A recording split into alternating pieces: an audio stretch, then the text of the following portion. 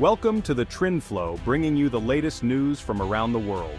On August 8, 2025, the Philippines redrew its maritime boundaries in the South China Sea, a bold move in one of the world's most contested waterways.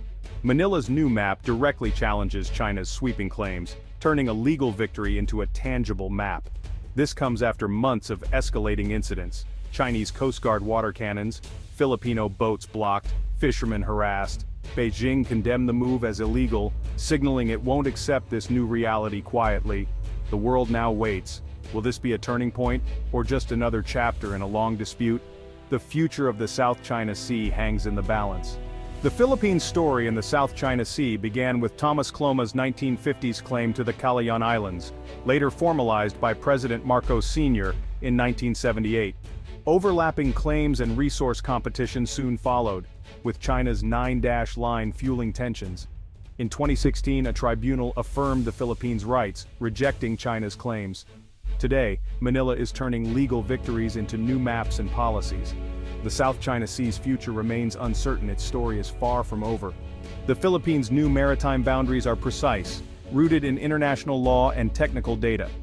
Manila has released specific coordinates clearly defining its territorial sea, contiguous zone, and EEZ.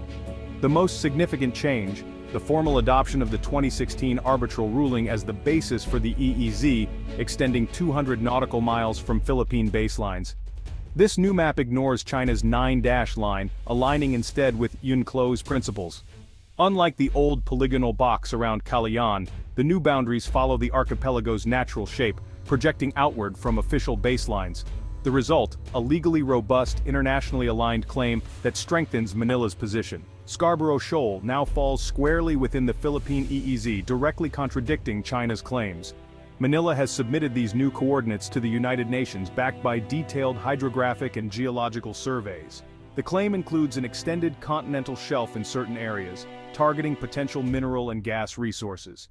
By formalizing these boundaries, the Philippines is moving from protest to administration, asserting control, not just making claims. The new map is a tool for enforcement, not just diplomacy. This legal clarity is designed to win international support and deter encroachment. The Philippines is signaling it will defend its rights with both law and action. The boundaries are more than lines, they're a statement of intent. Manila's move is about turning legal theory into operational reality. The world is watching to see if these new lines can be enforced on the water. The Philippines has set the stage for a new phase in the South China Sea dispute. The challenge now, making these boundaries matter in practice. The Philippines' strategy is anchored in international law, not just politics. The 2016 Arbitral Award is the cornerstone, declaring features like Mischief Reef and Second Thomas Shoal within the Philippine EEZ, and China's historic rights invalid. By drawing new boundaries, Manila is translating legal text into geographic reality. Both China and the Philippines are UNCLOS signatories, but the tribunal found China's 9-line incompatible with the convention. The Philippines argues it's not creating new rights, just defining existing ones under UNCLOS. This legal foundation is key to Manila's diplomatic push, framing the dispute as a test of the rules-based order. The issue is no longer just bilateral, it's about whether international law can prevail over power. Manila hopes to rally support from other maritime nations invested in freedom of navigation and legal stability. The challenge, the arbitral ruling has no enforcement mechanism and China ignores it. The new boundary law domesticates the ruling, giving Philippine agencies a clear mandate to enforce it.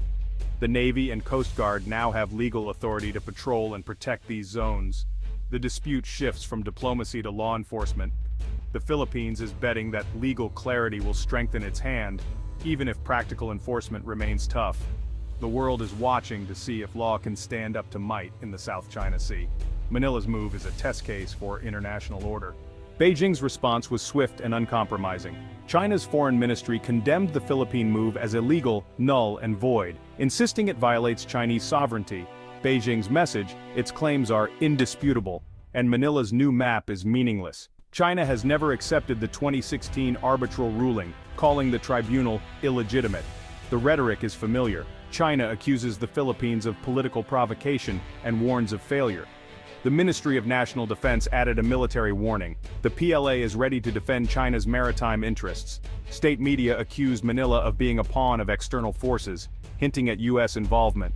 Notably, China hasn't announced new legal measures or escalated militarily, yet. For now, the response is verbal condemnation and warnings, not action. Beijing is likely gauging international reaction before deciding its next steps. China's pattern-strong words, then carefully calibrated actions on the water. The world is watching to see if rhetoric turns into escalation. The standoff is far from over. China's words are now backed by action at sea. Philippine Coast Guard reports a surge in Chinese vessels near Scarborough Shoal and 2nd Thomas Shoal.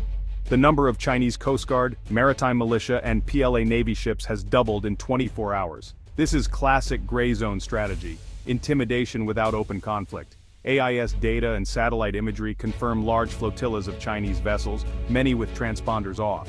These aren't ordinary fishing boats, they're a state-directed presence challenging Manila's ability to enforce its new law.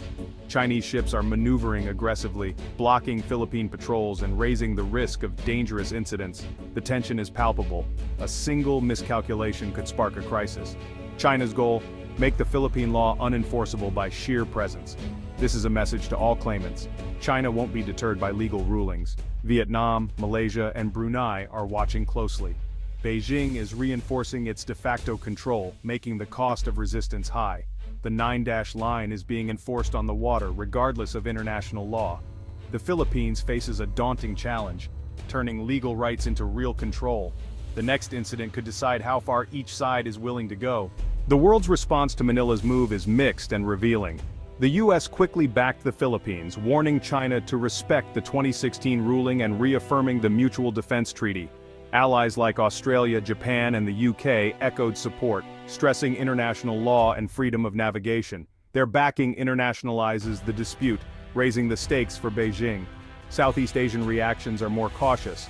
ASEAN remains divided, with no unified statement. Vietnam, Malaysia, and Brunei are silent but watching.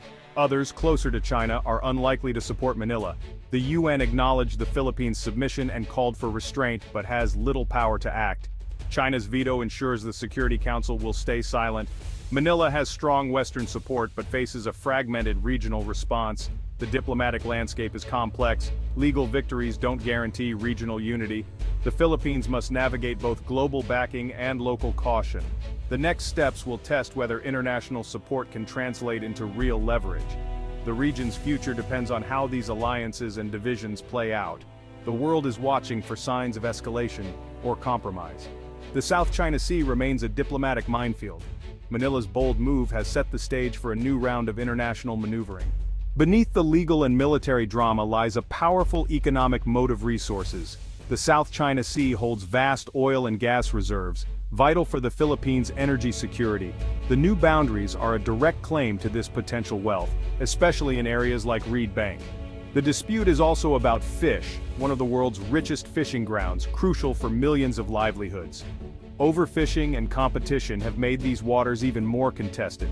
By defining its EEZ, Manila aims to protect its fishermen and manage dwindling stocks. Beyond resources, the South China Sea is a global trade artery. 1/3 of world shipping passes through. Instability here threatens the global economy, drawing in powers like the UK, Germany, and France. For China, control means securing its own supply lines and gaining strategic leverage. The 9-dash line is about more than history. It's about economic and geopolitical power. The clash is a battle over the region's future prosperity and security. The Philippines' move is as much about economic survival as sovereignty. The stakes could not be higher. Today marks a turning point in the South China Sea dispute. The Philippines has moved from protest to policy, defining its territory in line with international law, but in direct opposition to China. Beijing has condemned the move and increased its presence at sea. The US and allies have offered support, while ASEAN remains divided. The core issue, a clash between UNCLOS-backed rights and China's historical claims.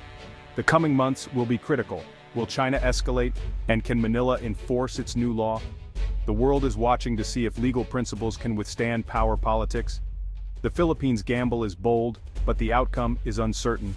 The next steps will set precedents for years to come. This is not the end, but the start of a new, more uncertain chapter. The rule of law faces its toughest test yet in the South China Sea.